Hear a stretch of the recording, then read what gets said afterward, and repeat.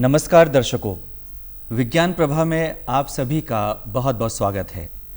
आज हम एक बहुत ही महत्वपूर्ण विषय को लेकर आपके बीच उपस्थित हुए हैं। विकिरण यानी रेडिएशन। ये एक ऐसा शब्द है जिसे सुनते ही मन में कई सवाल उठते हैं। क्या ये सिर्फ नुकसानदायक है या हमारे जीवन में इसका कोई सकारात्मक योगदान भी है? दरअसल रेडिएशन या विकिरण वो ऊर्जा है जो तरंगों या कणों के रूप में अंतरिक्ष में फैलती हैं। ये ऊर्जा हमारे चारों तरफ मौजूद है। सूरज की रोशनी, मोबाइल फ़ोन से निकलने वाले सिग्नल, माइक्रोवेव ओवन की गर्माहट, ये सब विकिरण के ही रूप हैं। रेडियो वेव्स, माइक्रोवेव, इंफ्रारेड और विजिबल लाइट अपेक्षाकृत कम ऊर्जा वाले होते हैं। वहीं एक्सरे, गामा रे और रेडियो एक्टिव एलिमेंट से निकलने वाली किरणें उच्च ऊर्जा वाली होती हैं और जीवित कोशिकाओं पर गहरा असर डाल सकती हैं। आज इस विशेष कार्यक्रम में हम जानेंगे विकिरण यानी रेडिएशंस हमारे स्वास्थ्य पर क्या असर डालते हैं, इनका प्रयोग चिकित्सा, उद्योग और अंतरिक्ष अनुसंधान में कैसे होता है। क्या मोबाइल टावर या एक्सरे हमारे लिए खतरा है? इन तमाम सवालों का जवाब जानेंगे हमारे विशेषज्ञ डॉक्टर गौतम रतूड़ी से, जो कि असिस्टेंट प्रोफेसर और रेडिएशन सेफ्टी ऑफिसर है श्री देवभूमि इंस्टीट्यूट देहरादून में। डॉक्टर गौतम रतूड़ी, बहुत बहुत स्वागत है आपका आज के इस कार्यक्रम में। धन्यवाद। सबसे पहले हम आपसे यही जानना चाहेंगे कि जिसे हम रेडिएशन कहते हैं या विकिरण कहते हैं, ये क्या है और इसके कितने प्रकार होते हैं? जी, आसान शब्दों में मैं कहना चाहूँगा, विकिरण एक प्रकार की ऐसी ऊर्जा है जो कि एक सीधी लाइन में जा कर के अपने टारगेट तक लगती है। कहने का मतलब है कि विकिरण एक प्रकार की एनर्जी है जो कि स्ट्रेट वे में जा कर के अपने डिसाइडेड टारगेट तक हिट करती है। अब हम बात करते हैं इसके प्रकारों की, तो सामान्य तो ये दो प्रकार से होते हैं। इसका पहला प्रकार होता है आयनिक रेडिएशन, दूसरा होता है नॉन आयनिक रेडिएशन। आयनिक रेडिएशन की हम बात करेंगे तो आयनिक रेडिएशन का मतलब होता है कि शरीर पे लगने के बाद अगर रेडिएशन के जरिए कोई आयन बने, मतलब फ्री इलेक्ट्रॉन बाहर निकले, तो उसको हम आयनिक रेडिएशन बोलते हैं। दूसरी बात करते हैं नॉन आयनिक रेडिएशन की। तो नॉन आयनिक रेडिएशन में हम कहेंगे कि रेडिएशन हमारे शरीर तक तो लग रही है लेकिन उससे किसी भी प्रकार का आयनाइजेशन नहीं हो रहा है।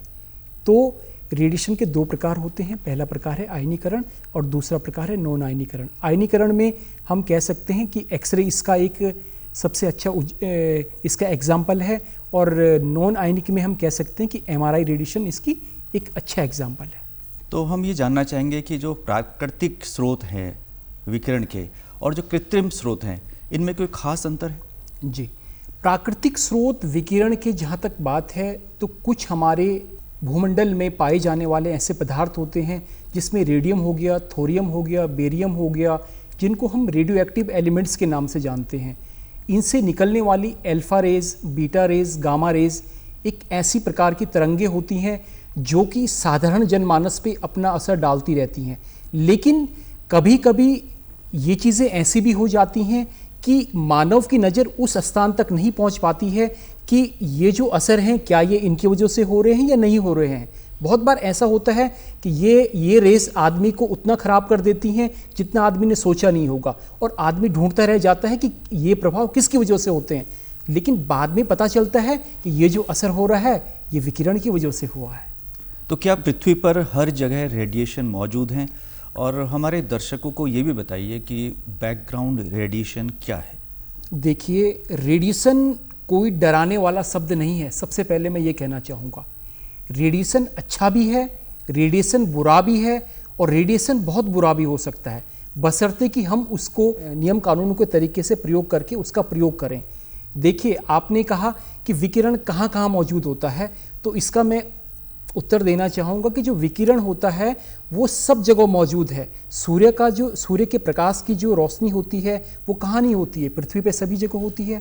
तो सूर्य के प्रकाश भी एक प्रकार का विकिरण है, और जो कि प्रकृति द्वारा निर्मित विकिरण होता है। इसके अलावा कुछ रेडियो एक्टिव एलिमेंट्स जो कि प्रकृति में पाए जाते हैं वो स्वतः ही अपने ही तरीके से विकिरण का उत्सर्जन करते रहते हैं, और वो उत्सर्जन तब तक चलता रहता है जब तक कि उनकी लाइफ खत्म नहीं हो जाती है। जी, आपने रेडियो एक्टिव एलिमेंट्स की बात की जी। जिनसे लगातार किरणों का उत्सर्जन होता रहता है। अल्फ़ा बीटा गामा रेस की बात भी जी। आपने की।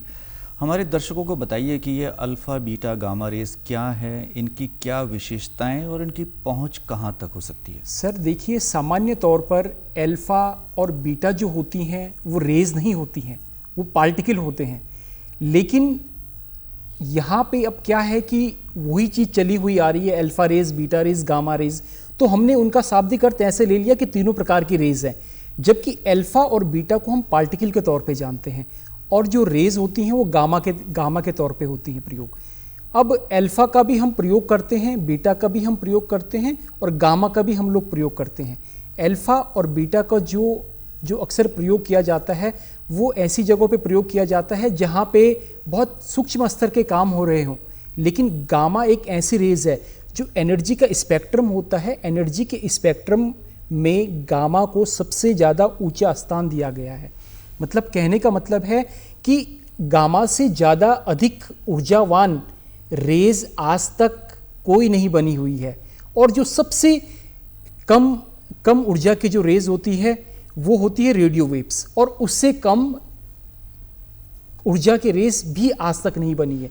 यहाँ पे कहने का मतलब है कि गामा के पास वो पावर है जो किसी अन्य रेस के पास नहीं है, और गामा का रेस का प्रयोग करते ही हुए हम मेडिकल के फील्ड में बहुत सारे प्रयोग और डायग्नोस्टिक चीज़ों को हम लोग करते हैं। जी, आपने कहा कि जो गामा रेज है वो उच्च ऊर्जा वाली रेज हैं और काफ़ी प्रभावशाली भी हैं। इससे उच्च ऊर्जा वाली रेज अभी नहीं खोजी जा चुकी हैं। तो हम ये भी जानना चाहेंगे, थोड़ा अल्फ़ा और बीटा के बारे में बताइए कि अल्फ़ा बीटा जो है इनकी क्या विशेषताएं हैं? जी, जो अल्फ़ा होती है और बीटा होती है सामान्यतः ये पार्टिकल होते हैं, और ये एक स्वतः होने वाला नेचुरल प्रोसेस है जो कि रेडियो एक्टिव एलिमेंट्स में स्वतः ही होता रहता है। अल्फ़ा का जो गुण होता है उसका गुण सबसे मेन ये है कि वो कुछ ही दूरी तक अपनी पावर को बढ़ा सकता है। मतलब उसकी जो ट्रैवलिंग की स्पीड होती है वो बहुत कम होती है, और साथ में उसकी जो पेंट्रेशन पावर है जिसे हम भेदन क्षमता बोलेंगे, भेदन क्षमता भी इसकी काफ़ी कम होती है। बात करते हैं बीटा की, तो बीटा की जो भेदन क्षमता होती है वो अल्फ़ा से तो थोड़ा ज़्यादा होती है, लेकिन वो भी इतनी ज़्यादा नहीं होती है कि वो पेशेंट की बॉडी पे लग करके कुछ डायग्नोस बना सके। लेकिन बहुत सारे मेडिकल के क्षेत्र में होने वाले प्रयोगों में इनका प्रयोग किया जाता है। यहाँ हम बात करेंगे गामा रेज की। गामा रेज का प्रयोग मेडिकल लाइन में इतना ज़्यादा किया जाता है कि गामा कैमरा का नाम आपने सुना होगा, गामा नाइफ का नाम आपने सुना होगा। तो गामा कैमरा और गामा नाइफ जो होती हैं कैंसर ट्रीटमेंट में इनका प्रयोग बहुतायत के तौर पे होता है। अब हम बात करेंगे न्यूट्रॉन रेडिएशन की। जब हम न्यूट्रॉन रेडिएशन की बात कर रहे हैं तो ये अन्य जितने भी रेडिएशंस है उसके किस प्रकार ये भिन्न होती हैं? जी देखिए, न्यूट्रॉन रेडिएशन जो होता है वो न्यूक्लियर फिजन का ही एक पार्ट है। न्यूक्लियर फिजन को मैं आसान शब्दों में बोलूँगा नाभिकीय विखंडन जिसे हम कहते हैं। तो नाभिकीय विखंडन के फलस्वरूप ये हमें प्राप्त होती है, और प्राप्त होने के बाद हम इस ऊर्जा का प्रयोग करते हुए बहुत सारे मेडिकल टेस्टों में इसका प्रयोग करते हैं। सामान्य तौर पे पहले इसका प्रयोग बहुत कम होता था, लेकिन अब सुनने में आता है कि इस प्रकार की रेस का प्रयोग करते हुए हम बहुत सारे इक्विपमेंट्स को यूज़ करते हुए पेशेंट का डायग्नोस बनाते हैं। जी, आप मेडिकल क्षेत्र में बता रहे हैं कि इसका प्रयोग है, लेकिन ये न्यूट्रॉन रेडिएशन है क्या वास्तव में? क्या इनका कोई चार्ज होता है, या इनकी जो गति है वो ज़्यादा क्यों है, ज़्यादा पेनिट्रेटिव क्यों है, क्यों इसका प्रयोग ज़्यादा होता है? देखिए, न्यूट्रॉन जो रेडिएशन होती है, न्यूट्रॉन रेडिएशन का जो चार्ज होता है वो न्यूट्रल होता है, लेकिन न्यूट्रल होने के साथ साथ इसकी जो पेंट्रेशन पावर होती है वो एक इसका स्वतः गुण है। स्वतः गुण का मतलब है जैसे हमारी एक्सरेज होती हैं तो एक्सरेज की पेंट्रेशन पावर ज़्यादा होती है, वहीं अगर हम बात करेंगे अल्ट्रासोनिक रेज की, उनकी पेंट्रेशन पावर कम होती है। लेकिन न्यूट्रॉन की अगर हम बात करेंगे, न्यूट्रॉन रेज की हम बात करेंगे, तो इनकी भेदन क्षमता अल्फा से, बीटा से और एक्सरे से भी कहीं ज़्यादा होती है। जी, अब बात करेंगे सूर्य से आने वाले विकिरणों की। तो जो सूर्य से आने वाले विकिरण है वो किस तरह से हमारे लिए फ़ायदेमंद है, और क्या इनका भी कुछ नुकसान होता है? सबसे पहले तो मैं ये कहना चाहूँगा कि कुछ मानवीय भूलों के कारण सूर्य का प्रकाश अब वैसा नहीं रहा जैसे कि सूर्य का प्रकाश रहना चाहिए था। आपने सुना होगा कि ओजोन जो परत होती है, ओजोन परत पे धीरे धीरे जितने भी मानवीय भूलों की वजह से जितने भी डैमेज हो रहे हैं, तो डैमेज के कारण जो सूर्य से निकलने वाली जो रेज है वो ओजोन परत में छन करके हम तक पहुंचती थी। लेकिन ओजोन परत में जो क्षय हुए हैं, जो उसमें कमियां आई हैं, वो कमियों की वजह से जो सूर्य की जो लाइट होती है वो डायरेक्ट हमारी बॉडी तक पड़ती है, और डायरेक्ट बॉडी तक पड़ने के बाद उसका क्या असर हो जाता है कि उसमें स्किन बर्न्स होना, जैसे स्किन का में जलन का होना, खुजली का होना, और यहाँ तक अगर ये लंबे समय तक होता रहा है तो ये बालों का झड़ना, और ये सारे असर हमें दिखते हैं इसके। जी, तो आप कहना चाह रहे हैं कि जो ओजोन लेयर में डिप्लीशन हुआ है उस कारण जो अल्ट्रा वायलेट रेज हैं वो धरती तक पहुंच रही हैं, और वो पेड़ पौधों को और जानवरों को, खास तौर से यदि मनुष्यों की बात करें, उनमें त्वचा संबंधी रोग उत्पन्न हो रहे हैं। तो इसका क्या उपाय आपको नज़र आता है कि कैसे इसको हम कम कर सकते हैं? देखिए जी, इसका जो उपाय करना है ये करना है पर्यावरणविदों को। इसका जो उपाय करना है वो करना है साधारण जनमानस को। पेड़ लगाने हैं, उनकी केयर करनी है। जिस प्रकार से भौतिकता के इस युग में हम लोग उस चीज़ को भूल चुके हैं कि हमें पेड़ पौधों की रक्षा करनी चाहिए, तो वो चीज़ हमें करनी चाहिए, क्योंकि प्रकृति के साथ अगर हम लोग खिलवाड़ करेंगे तो कहीं ना कहीं प्रकृति में क्षति होगी। और क्षति के फलस्वरूप क्या चीज़ है कि जो हमारी ओजोन की लेयर है उसका डैमेज होना ही तय है, और अगर वो धीरे धीरे डैमेज होती रहे तो सूर्य की किरणें भी कुछ समय बाद हमें और ज़्यादा नकारात्मक असर देंगी बजाय कि जितना पहले देती थी। डॉक्टर गौतम रतूड़ी, रेडियो तरंगों की बात करें, मोबाइल से निकलने वाली विकिरणों की बात करें, या वाईफाई का हम इस्तेमाल करते हैं, इसमें किस तरह की रेडिएशंस होती हैं और क्या ये मनुष्य के लिए घातक हो सकती हैं? देखिए, आपने वाईफाई की बात की, आपने रेडियो तरंगों की बात की, साथ में आपने मोबाइल रेडिएशन की भी बात की। वाईफाई भी हो गया, रेडियो वेव्स भी हो गई, और आपकी मोबाइल तरंगे भी हो गई। ये ऊर्जा के उस स्तर पे आती हैं जिस स्तर को आदमी पे लगने के बाद कोई नकारात्मक असर नहीं होता है सामान्यतः। लेकिन अब होता क्या है, पहले मैं मोबाइल रेडिएशन की बात करना चाहूँगा यहाँ पे। पहले क्या होता था, जो मोबाइल की कंपनियाँ होती थी उनमें जो रेंज होती थी वो 2G होती थी, 3G होती थी, लेकिन आज की डेट में भारत में 5G तक आ गया है, और विदेशों में तो कहीं मैंने ये भी सुना है कि 6G और 7G तक भी आ गया है। तो होता क्या है कि मोबाइल कंपनियों को अपनी मार्केटिंग बढ़ाने के लिए, अपने को आगे बढ़ाने के लिए, अपनी जो रेडिएशन की रेंज होती है वो वहाँ पे इतना ज़्यादा कर देती हैं कि साधारण जनमानस में उसके असर होना निश्चित हो जाता है, और जो कि असर हमें आँखों की समस्या के रूप में हमें दिखते हैं। आँखों में ड्राइनेस होना, आँखों में चश्मे का पहनना, जैसे पहले बहुत कम लोग चश्मा पहनते थे, आजकल की डेट में सभी लोगों को चश्मे लगते हैं। इसके अलावा स्किन में जो एलर्जियाँ होती हैं, ठीक है, ये भी इसका कारण है। इसके अलावा इसका जो और कारण है और मुख्य कारण है, इसका मुख्य कारण यह भी है कि चिड़ियाओं की जो संख्या में जो कमी हो रही है वो कहीं ना कहीं एक प्रकृति में होने वाला इस प्रकार का दुष्प्रभाव है, जो होने के साथ हमें उन प्रकार के असरों को देखना पड़ रहा है कि पेड़ पौधों में फूल नहीं हो पाते हैं, अगर फूल बन भी जाएं तो फल नहीं बन पाते हैं। ये मानव के तौर पे अगर हम मानव के नज़रिए से देखें तो मानव में शादियां हो जाती हैं, बच्चे नहीं होते हैं, है ना, या बहुत बार हियरिंग लॉस की आपको प्रॉब्लम आती है। और कुछ स्टडियों में तो मैंने ये भी पढ़ा है कि मोबाइल रेडिएशन के दैनिक प्रयोग की वजह से बच्चों में ट्यूमर तक हो गए। जी, गौतम रतूड़ी जी, अब हम बात करेंगे कि जो रेडिएशंस हैं इनका चिकित्सा के क्षेत्र में क्या उपयोग है, किस तरह से, यदि हम एक्सरे की बात करें या रेडिएशन थेरेपी की बात करें, किस तरह से ये चिकित्सा क्षेत्र में महत्वपूर्ण भूमिका निभा रहे हैं? जी, रेडिएशन का तो जहाँ तक सवाल है कि रेडिएशन चिकित्सा के क्षेत्र में किस प्रकार की भूमिका को निभाती है, तो मैं कहना चाहूँगा हॉस्पिटल लाइन में एक डिपार्टमेंट होता है जिसे हम रेडियोलॉजी लाइन से बोलते हैं, है ना, रेडियोलॉजी नाम से हम उसको जानते हैं।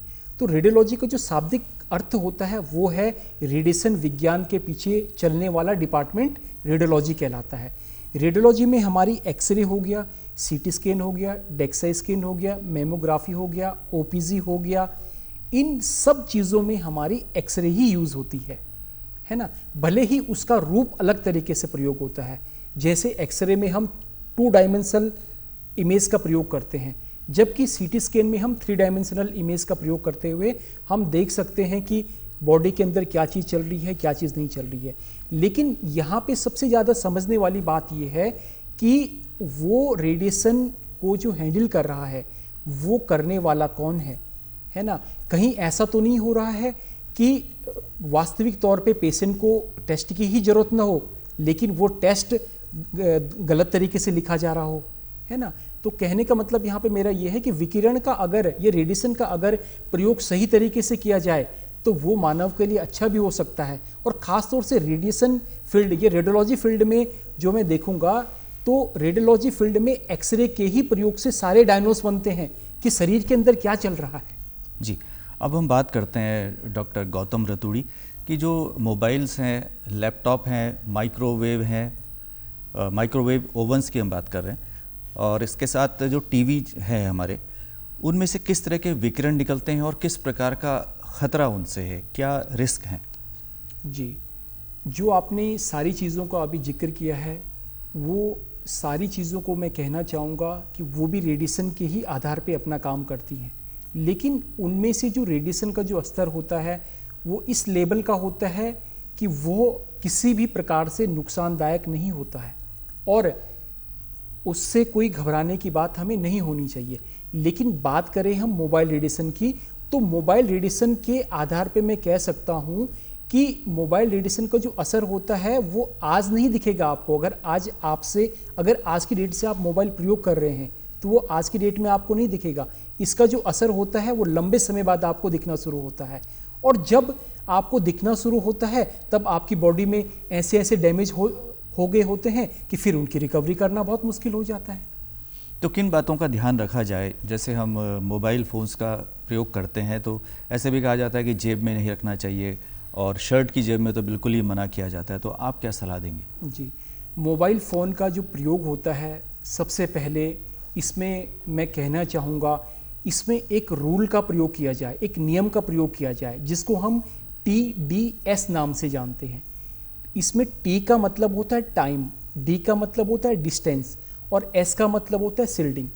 तो T को मैं लूँगा, T की जहाँ तक मैं बात करूँगा, T का मतलब है टाइम। तो टाइम हम जितना रिड्यूस करें, माना हम 4 घंटा मोबाइल पे बात करते हैं तो 4 की जगह हम 2 कर दें, 2 की जगह हम 1 कर दें, 1 की जगह हम आधा कर दें, तो कहीं ना कहीं इसके असर धीरे धीरे कम होना शुरू हो जाएंगे। तो सबसे पहले आता है टी को हमें क्या करना चाहिए? कम से कम प्रयोग करना चाहिए। फिर दूसरी आती है बात डी की। डी का मतलब होता है यहाँ पे डिस्टेंस, और डिस्टेंस का जो शाब्दिक जो मतलब है वो है कि मोबाइल फ़ोन को हम कितनी दूरी से प्रयोग करते हैं। होता क्या है, रात के समय पे जैसे हम सो जाते हैं तो सोने के बाद हमारा जो मोबाइल है हमारे सिरहाने पे रह जाता है, और उससे जो टावर से जो निकलने वाली रेडिएशन है वो मोबाइल पे भी लगती है और साथ साथ वो हमारे सिर पे भी लगती है, और जिसके जरिए धीरे धीरे हमें मेमोरी की पावर भी कमज़ोर होती है हमारी, और भी सारे हमें ये कुप्रभाव दिखते हैं इसके। तो डी का जो मतलब है, डी का मतलब है कि डिस्टेंस हमें दूर रखनी है। मतलब कहने का मतलब है जिन जिन विकिरण उपकरणों से हमें विकिरण मिलता है वो जितना भी संभव हो सके वो ज़्यादा से ज़्यादा दूरी पे रखे जाएं ताकि उनसे होने वाला असर कम हो। अब बात करते हैं एस की। एस का मतलब होता है शील्डिंग। शील्डिंग का मतलब है एक घेराबंदी। घेराबंदी में जैसे रेडियोलॉजी क्षेत्र में क्या होता है, जो विकिरण की बड़ी मशीनें होती हैं उनको एक कवर के अंडर में रखा जाता है, और कवर का मतलब है कि कमरे को ही हम ऐसा बना लेते हैं जिसको हम RF शील्डिंग बोलते हैं, रेडियो फ्रिक्वेंसी शील्डिंग बोलते हैं, ताकि वहाँ से निकलने वाला विकिरण बाहर न जाए, है ना। मोबाइल के केस में हम ये कर सकते हैं कि सपोज अगर हम शील्डिंग न भी कर सके तो कम से कम हम दूर तो रख सकते हैं ना। तो दूर रखने के कारण ही मोबाइल की रेडिएशन का असर कम हो जाएगा। भाई सामान्य तो सीधी सी बात है, आदमी एक दिन में 7 से 8 घंटे की नींद सोता है, और 7 से 8 घंटे अगर मोबाइल दूर रहे तो उस विकिरण का असर भी कम होगा। तो एस का मतलब है शील्डिंग। तो टाइम, डिस्टेंस और शील्डिंग, इन 3 चीज़ों का सही मात्रा में प्रयोग करके हम मोबाइल रेडिएशन के विकिरण से अपने आप को सुरक्षित रख सकते हैं। डॉक्टर गौतम रतूड़ी, क्या इमारतों से, मिट्टी से या जो भोजन हम प्रयोग में लाते हैं उनसे भी विकिरण निकलता है? अगर देखा जाए तो सामान्य तो इनसे विकिरण नहीं निकलता है, लेकिन अगर हम थोड़ा गहराई में जाएं तो ये भी विकिरण को उत्पन्न करने वाले ही कारक हैं। क्यों? क्योंकि हमारी मिट्टी में रेडियोधर्मी पदार्थ पाए जाते हैं। कहने का मतलब है कि जिनको हम रेडियो एक्टिव एलिमेंट्स कहते हैं वो भी मिट्टी में कहीं ना कहीं मिक्सअप होते हैं और वो पानी के थ्रू पौधे में गए। ठीक है, पौधे के थ्रू वो हमने सब्जी के रूप में, जूस के रूप में पौधे का प्रयोग किया और वो कहीं ना कहीं हमारे शरीर तक आ गए और शरीर तक आने के बाद हमारी बॉडी को क्या करते हैं? डैमेज करते हैं। तो यहाँ पे हमको जो सबसे ज़्यादा ध्यान रखने वाला बात है वो ये है कि हम इन चीज़ों का प्रयोग सावधानी के साथ करें और जितनी भी ये चीज़ें होती हैं जो प्राकृतिक तौर से नहीं बनी हुई हैं उन चीज़ों का हम कम से कम प्रयोग करें। बिल्डिंग मटेरियल्स आज की डेट में जो होते हैं, हमें चमकदार कमरे चाहिए होते हैं, हमें बहुत अच्छे प्रकार से एसी चाहिए होता है ना, क्योंकि हम लोग नेचुरल चीज़ों को भूल गए हैं। जहाँ हम नेचुरल चीज़ों को भूल गए हैं तो हमने कृत्रिम चीज़ों का प्रयोग करना शुरू कर दिया है और जहाँ हमने कृत्रिम चीज़ों का प्रयोग करना शुरू कर दिया है तो कृत्रिम चीज़ों ने ही हमारे शरीर को डैमेज करना शुरू कर दिया है। तो कहीं ना कहीं ये भी, क्योंकि इनमें भी, मिट्टी में भी रेडियो एक्टिव एलिमेंट्स होते हैं और यहाँ तक कि हवा में भी वो मिश्रित होते हैं, वो मिले हुए होते हैं। और मोबाइल के बारे में तो मैंने क्या ही दिया है जी। क्या अत्यधिक विकिरण हमारे शरीर पर दुष्प्रभाव उत्पन्न कर सकता है? हम कैंसर की बात कर रहे हैं जी। आपने कहा कि अत्यधिक विकिरण की मात्रा हमारे शरीर को किस प्रकार से डैमेज करती है, तो मैं इसका उत्तर देना चाहूँगा कि विकिरण की जो मात्रा होती है, विकिरण की मात्रा के साथ साथ हमें कुछ चीज़ों का ये भी ध्यान रखना चाहिए कि विकिरण की ज़रूरत हमें देखनी चाहिए कि जिस स्थान पे हम विकिरण का प्रयोग कर रहे हैं वो उस सिचुएशन के हिसाब से कितना ज़रूरी है। बहुत बार ऐसे होता है कि अल्टरनेटिव वे में भी हमको कुछ ऐसे चीज़ें मिल जाती हैं जिनके माध्यम से हम जान सकते हैं कि पेशेंट के शरीर के अंदर क्या चल रहा है, लेकिन अब कहीं ना कहीं फाइनेंशियली बोल दो या दूसरे तरीके से बोल दो, हम पेशेंट को क्या करते हैं, मतलब जो टेस्टों की ज़रूरत नहीं होती है वो टेस्ट भी करने के लिए दे देते हैं। तो वो करने के बाद क्या होता है, कहीं ना कहीं पेशेंट की बॉडी उससे डैमेज होती रहती है और डैमेज होने के फलस्वरूप क्या होता है कि पेशेंट उस बीमारी से तो ठीक हो जाता है जिस बीमारी के लिए आया था, लेकिन उसके शरीर में होने वाले वो सारे परिवर्तन कुछ समय बाद हमें दिखने लग जाते हैं जो कि उसके शरीर में नहीं होने चाहिए। तो अत्यधिक टेस्ट, एक्सरे, सीटी स्कैन या एमआरआई भी दुष्प्रभाव छोड़ सकते हैं? देखिए जी, एमआरआई जो रेडिएशन प्रोड्यूस करती है, एमआरआई भी मैग्नेटिक वेव्स करती है प्रोड्यूस, और मैग्नेटिक वेव्स में इस प्रकार की प्रॉपर्टी नहीं होती है कि वो शरीर में जा कर के आयनाइजेशन करे, तो इसलिए एमआरआई को सेफ बोला जाता है ना। कहने का मतलब है कि एमआरआई को भी हमें तभी करना चाहिए जब हमारे शरीर में उसकी ज़रूरत हो करने की, लेकिन एमआरआई को हम काफ़ी हद तक सेफ बोल सकते हैं क्योंकि एमआरआई से जो निकलने वाले जो रेडिएशन होती है वो बॉडी को किसी भी प्रकार का डैमेज नहीं करती है। तो यहाँ पे हम ये कर सकते हैं, अल्टरनेटिव टेस्ट मेथड्स का यूज़ कर सकते हैं। अगर सपोज किसी पेशेंट का डायग्नोस अल्ट्रासाउंड के जरिए बन रहा है तो क्या ज़रूरत है उसको सीटी स्कैन करने की, क्या ज़रूरत है उसको डेक्सा स्कैन करने की, क्या ज़रूरत है उसको मेमोग्राफी करने की। लेकिन अगर हम सिर्फ उन्हीं चीज़ों का प्रयोग करें जिन चीज़ों से विकिरण निकलता है तो ये कहीं ना कहीं गलत है। तो इस चीज़ में हमें थोड़ा सावधानी बरतनी चाहिए। परमाणु दुर्घटनाएं होती रहती हैं, हालांकि कम होती हैं, और चेरनोबिल की बात हम करें या फुकुशिमा की हम बात करें, ये ऐसी परमाणु दुर्घटनाएं हैं जिनका बहुत ही व्यापक प्रभाव हुआ है। तो क्या इनका जो प्रभाव है वो आने वाली पीढ़ियों तक भी रहता है, कई पीढ़ियों तक? जी देखिए, विकिरण का, ये रेडिएशन का जो प्रभाव होता है वो मेनली अगर हम इसका वर्गीकरण करें तो ये दो प्रकार से होता है। पहला प्रकार होता है सोमेटिक और दूसरा होता है जेनेटिक। सोमेटिक का यहाँ पे जो मतलब होता है, सोमेटिक का मतलब है शरीर से संबंधित।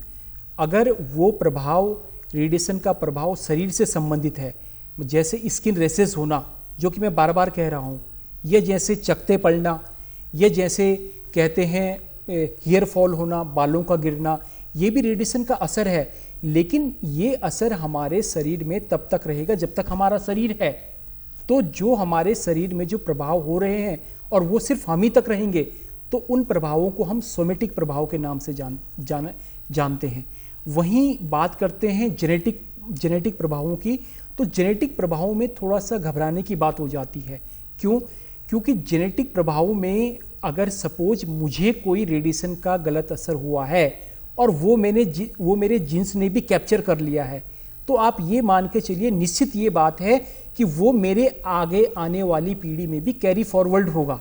और कैरी फॉरवर्ड होने की वजह से क्या है कि वही चीज़ें फिर उनके बच्चों में भी कैरी फॉरवर्ड होंगी। जेनेटिक इफेक्ट का जो सबसे शानदार उदाहरण मिलता है, जापान में कभी जाके देखिएगा आप। जापान में जो हिरोशिमा नागासाकी में अमेरिका ने जो परमाणु बम का वहाँ पे वो क्या कहते हैं हमला किया था, तो आज की डेट में भी, जबकि जापान इतनी डेवलप कंट्री है, इतने लेबोरियस लोग हैं वहाँ के, लेकिन फिर भी विकिरण के जो जेनेटिक इफेक्ट हैं, जो पीढ़ियों पे होने वाले इफेक्ट हैं, वो भी आज की डेट में जापान में जाके देखे जा सकते हैं।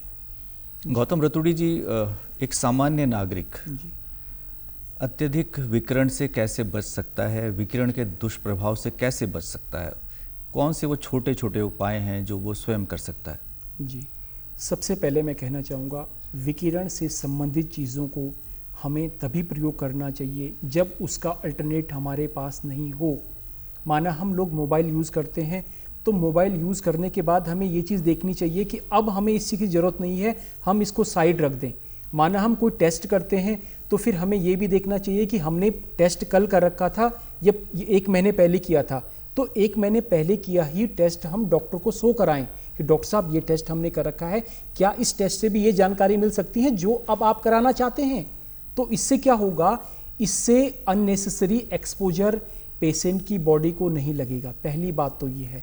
तो अननेसेसरी एक्सपोजर को रोकना के जरिए भी हम विकिरण की मात्रा को कम कर सकते हैं। दूसरा, हमको स्कूलों में, कॉलेजेस में और यूनिवर्सिटीज़ में विकिरण के ऐसे सेमिनार करने चाहिए ताकि वहाँ पे जाकर के एक्सपर्ट लोग बता सकें कि ये तरीके हैं कि आप विकिरण से कम प्रभावित हो सकते हैं। क्योंकि आजकल के यूथ के पास क्या है, आजकल के यूथ के पास चाहे कुछ हो ना हो, लेकिन एक अच्छा सा फ़ोन ज़रूर होगा, और वो फ़ोन की जो रेडिएशन होगी वो कहीं ना कहीं यूथ को डैमेज कर रही है।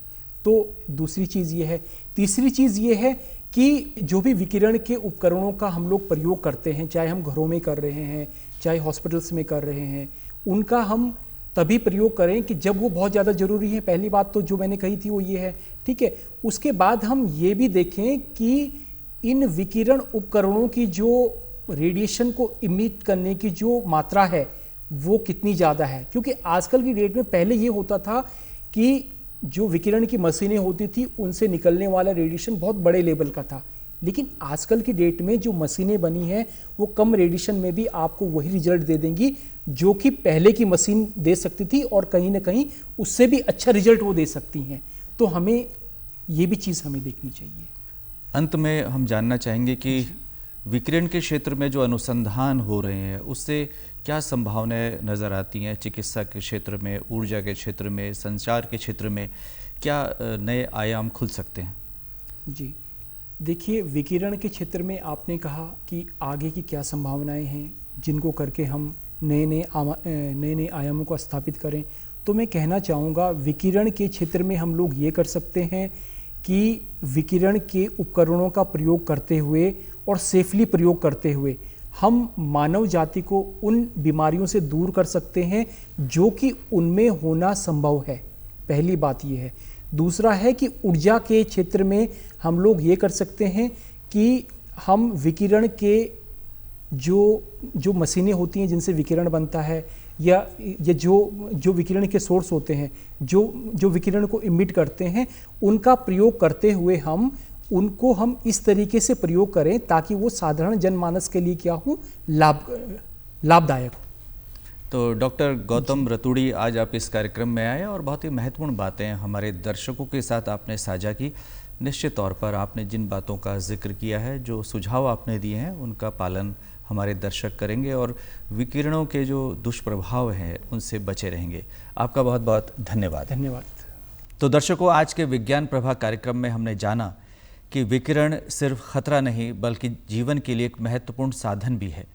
जहां एक ओर ये चिकित्सा, अंतरिक्ष और उद्योग के क्षेत्र में क्रांति ला रहा है, वहीं दूसरी ओर हमें इसके दुष्प्रभावों से भी सचेत रहना ज़रूरी है। विकिरण के वैज्ञानिक उपयोग और सुरक्षा उपायों की जानकारी रखना हमारी जिम्मेदारी है। अगले अंक में फिर मिलेंगे विज्ञान की दुनिया के किसी और विषय के साथ। तब तक के लिए नमस्कार।